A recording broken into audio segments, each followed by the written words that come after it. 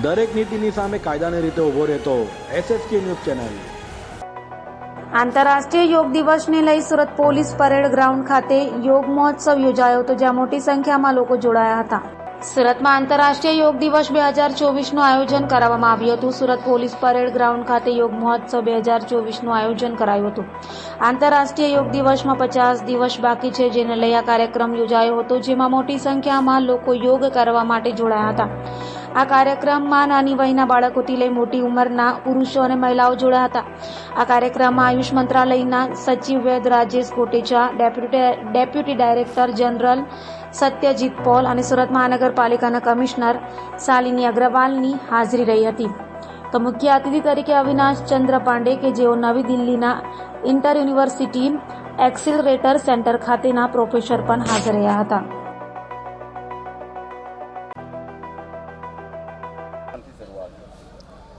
હું રાજેશ કોટેચા, સચિવ આયુષ મંત્રાલય, ભારત સરકાર।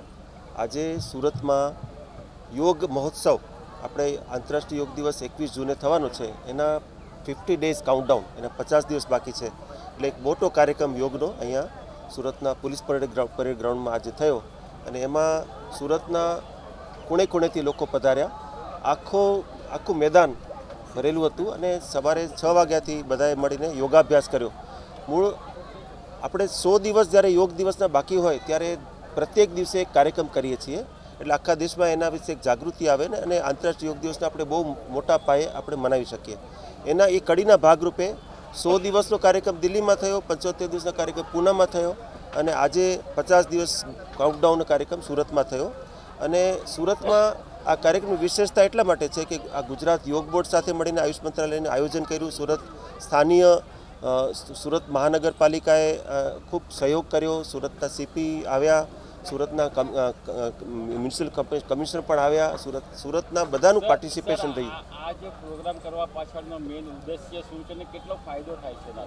આપણે બધા જાણીએ છીએ કે આ 10મું વર્ષ છે યોગ દિવસનું, અને યોગ દિવસ જ્યારે આપણે યુનાઇટેડ નેશન્સ તરફથી આંતરરાષ્ટ્રીય યોગ દિવસની માન્યતા ભારતના પ્રયાસથી મળી પછી આખા વિશ્વમાં યોગ વિશે જાગૃતિ આવી છે। એટલે યોગ છે એ માત્ર શરીરને સ્વસ્થ કરે એવું નથી, શરીર, મન અને આત્મા બધાને સ્વસ્થ કરે। એટલે યોગને આપણે ઘર ઘર સુધી લઈ જવા માટેનો એક કોન્શિયસ એફર્ટ છે કે લોકો સ્વસ્થ રહે અને આપણા દેશના લોકો સ્વસ્થ રહે તો આપણે આખી દુનિયામાં જે અત્યારે ભારત આગળ વધી રહ્યું છે, નેતૃત્વ આપી રહ્યું છે, આપણે વિશ્વગુરુ આપણે કહેવાયા છીએ, તો વિશ્વગુરુ તરીકે આપણે આખા વિશ્વમાં યોગ પહોંચાડવા માટેના એક કોન્શિયસ એફર્ટ્સ કરીએ છીએ। એના ભાગરૂપે આપણે આ કાર્યક્રમો કરીએ છીએ। એટલે આ ખાલી એક ગેટ ટુગેધર નથી, પણ એક કોન્શિયસલી લોકોમાં બિહેવિયર ચેન્જ લાવવાનો એક પ્રયત્ન છે કે લોકો પોતાના જીવનમાં યોગને ઉતારે, યોગના અભ્યાસ કરે, પોતાના પરિવારને મોટિવેટ કરે, આસપાસના લોકોને યોગાભ્યાસ કરાવે। ઉદાહરણ તરીકે ગયા વર્ષે આપણે યોગ દિવસમાં 23.5 કરોડ લોકોએ પાર્ટિસિપેટ કરેલું અને આ વર્ષે અમે સંકલ્પ કર્યો છે કે 30 કરોડ લોકો આખા દેશમાં, બધા રાજ્ય સરકારો, બધી યોગ સંસ્થાઓ અને આપણા જનસામાન્યના સહયોગથી આપણે 30 કરોડ લોકો પાર્ટિસિપેટ કરશે। મૂળ હેતુ શું છે કે લોકો પોતાના જીવનમાં યોગ કરતા થાય, અને યોગ કરતા થાય તો જેમ માનનીય પ્રધાનમંત્રીએ એક વખત કહેલું કે યોગ છે એ ઝીરો પ્રીમિયમનો ઇન્સ્યોરન્સ છે। એટલે એમાં 1 પૈસાનું આપણે ઇન્સ્યોરન્સ આપવું નથી પડતું, પ્રીમિયમ નથી આપવું પડતું, એ હેલ્થ ઇન્સ્યોરન્સ છે। એટલે એ જે બિહેવિયર ચેન્જ કોમ્યુનિકેશન છે એના માટેના બધા પ્રયત્નો કરીએ છીએ આપણે, અને આંતરરાષ્ટ્રીય યોગ દિવસને એ રીતે આપણે આગળ વધારી અને બધા લોકો યોગ કરતા થાય એના માટેના આ કાર્યક્રમો આખા દેશમાં થતા હોય છે। પ્રત્યેક દિવસે દેશના દરેક ક્ષેત્રોમાં આવા કાર્યક્રમો કરીએ છીએ। પ્રમુખ મોટા કાર્યક્રમો 100 દિવસ, 75 દિવસ, 50 દિવસ અને 25 દિવસ એવી રીતે કરીએ છીએ।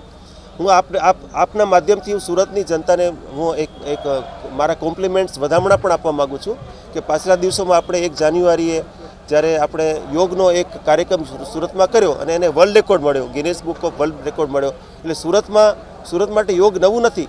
મને લાગે છે કે સુરત ધીરે ધીરે યોગ, જેમ સુરત છે એ સ્વચ્છ શહેર છે, દેશભરનું સૌથી સ્વચ્છ શહેર, એવી રીતે સુરત યોગનું શહેર પણ બનવા જઈ રહ્યું છે એવું મને લાગે છે।